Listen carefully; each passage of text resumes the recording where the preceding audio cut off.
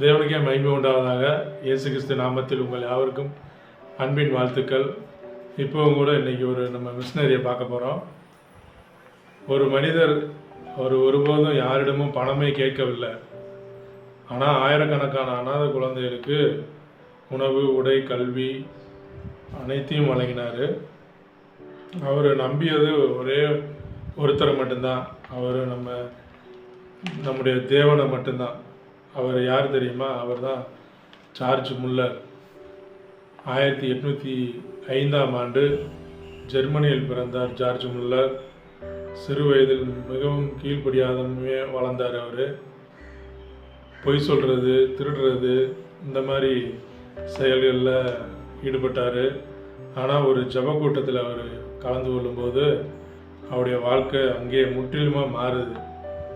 இயேசுவை தனது இரட்சகராக ஏற்றுக்கொண்டு தேவனுக்காக வாழ முடிவு செய்தார். இங்கிலாந்தில் ஊழியம் செய்தார். தெருக்களில் பசியோடு அமர்ந்திருந்த குழந்தைகளை, அநாத குழந்தைகளை பார்த்தார். அவர்களுக்கு உதவ வேண்டும் என்று தீர்மானித்தார். ஆனால் அவர் ஒரு விசித்திரமான ஒரு முடிவை எடுத்தார். ஒருபோதும் யாரிடமும் நிதி உதவி நான் கேட்க மாட்டேன், தேவனிடம் மட்டும்தான் ஜெபிப்பேன் அப்படின்றாரு. அவருடைய தேவைகள் அனைத்தும் ஜெபம் மூலமே தேவன் சந்தித்தார். ஜார்ஜ் முல்லர் பல அநாத இல்லங்களை உருவாக்கி இருக்கிறாரு. காலப்போக்கில் 10,000 குழந்தைகளுக்கும் மேற்பட்ட குழந்தைகளை அவர் பராமரிச்சிருக்காரு. ஒரு நாள் காலையில் குழந்தைகளுக்கு சாப்பிட்றதுக்கு உணவே இல்லை.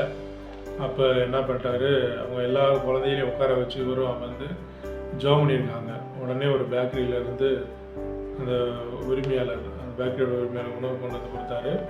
கொஞ்ச நேரத்தில் ஒரு பால் வண்டி அந்த இடத்துல பழுதாகி நின்றுச்சு. அது அப்புறம் கெட்டு போயிடும் அப்படின்னு சொல்லிட்டு அந்த பாலையும் அந்த குழந்தைகளுக்கு எல்லாருக்கும் கொடுக்கப்பட்டது. தேவன் அற்புதமாக தேவைகளை சந்தித்தார். 70 வயது வரைக்கும் அவர் ஓய்வெடுக்கவில்லை. 70 வயதுக்கு மேலேயும் பல நாடுகளுக்கு பயணம் செய்து இயேசுவின் நற்செய்தியை அறிவித்தார். மில்லியன் கணக்கான மக்களுக்கு இயேசுவின் விசுவாசத்தின் முக்கியத்துவத்தை அறிவித்திருக்கிறார்.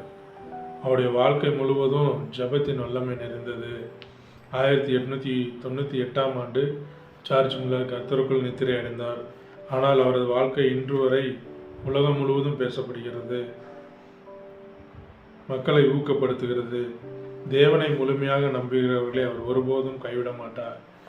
நீங்களும் இன்று உங்கள் தேவைகளை தேவனுடைய கரங்களில் ஒப்படைக்க நீங்கள் தயாராக இருக்கீங்களா? கர்த்தர் தாமே உங்கள் அனைவரையும் ஆசீர்வதிப்பாராக. ஆமென்.